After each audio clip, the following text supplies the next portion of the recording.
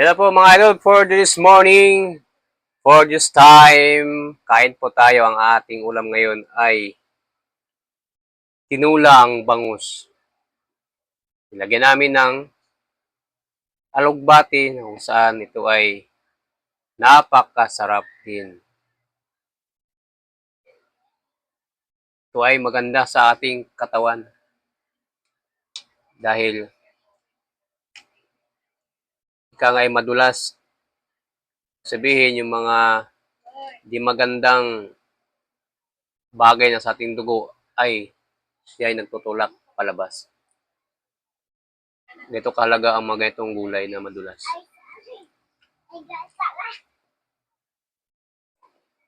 Sarap. Alugbati.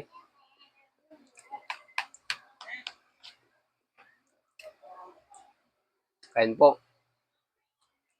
Ulo ng bangus.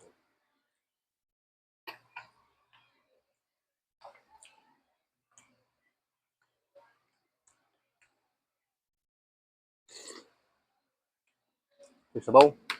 Buyag.